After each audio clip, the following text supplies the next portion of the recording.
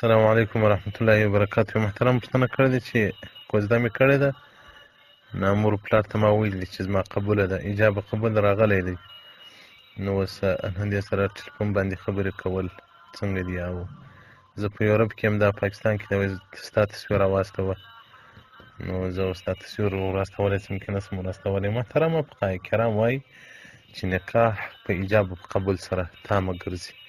د یو ښځه او د نارینه په مابینځ کې چې نکاح راځي، ایجاب قبول دا دی چې ښځه و نر سره ووایي، یا د دوی متولیان و هغه متصرفین چې د دوی تصرف کوي، تولا کوي، هغه ایجاب قبول وکړي چې وایي ما در کړې وه، بل وایي ما قبله کړې ده د پلانکې دپاره. بهر یک چې درېیم صفحه درو اتیا کتاب نکاح.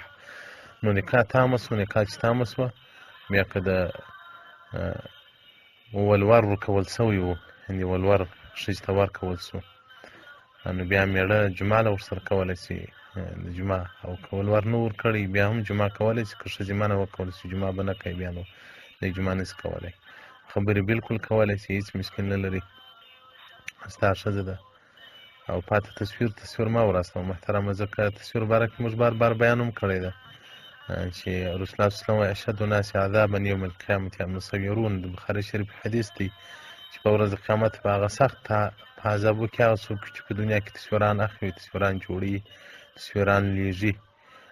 دغه ډېر عظیم جرم ده، او څومره مسلمانان په اخته دي سبحان الله.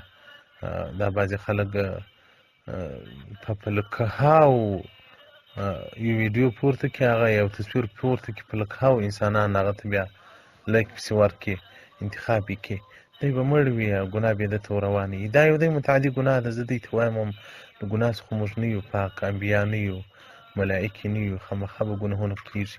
خو دې ګناه څخه باید سړی ځان وساتي چې هغه متعدي ګناه وي، چې ته په لمانځه ولاړ یم عذاب در روان یې، که تلاوت کوې هم دې غاړې بند یې، او که په طواف کې هم دې غاړې په بند یې.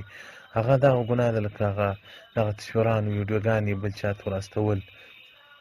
په دې کې ډېر نهایي احتیاط وکړه محترمه. خپل تصویر مه وراستوه، په دې کې دې غاړې بندېږي، شران دې غاړې بندېږي، نو تر دې سخت عذاب ځان لاندې ځان مه راوله.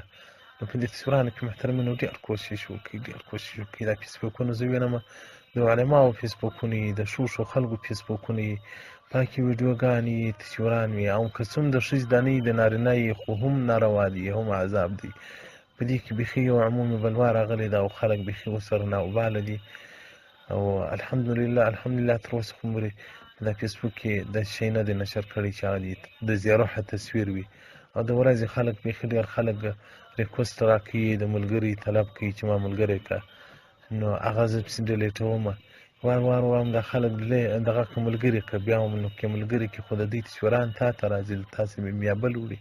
نو په دې فیسبوک کې یو داسې عظیم ناوله د ګناه یو ذریعه وګرځېدله چې ملا هم په اخته کوي، طالبي هم په اخته کوي، صوفي هم په اخته کوي، امي هم په اخته کوي. په دې کې نهایي احتیاط وکړئ محترمینو. ستاسو د آخرت لپاره وایم. بعضې شاګردان ما ته وایي ستا تصویر ته راواستوه، ډېر مو وایي هوا درته کېږي. همدې داسې ډېر شاګردان شته چې هغه زه په خوب لیدلی یم، د رسول الله صلی الله علیه وسلم مبارک سره ناست دی، پلانکی یې نوم وایي، ډېر پر ما یې ډېر شوق راغلی، وایي ته ستا تصویر راواستوه. ځان زه تصویر نه لرم الحمدلله. نو په دې کې ډېر کوشش وکړئ.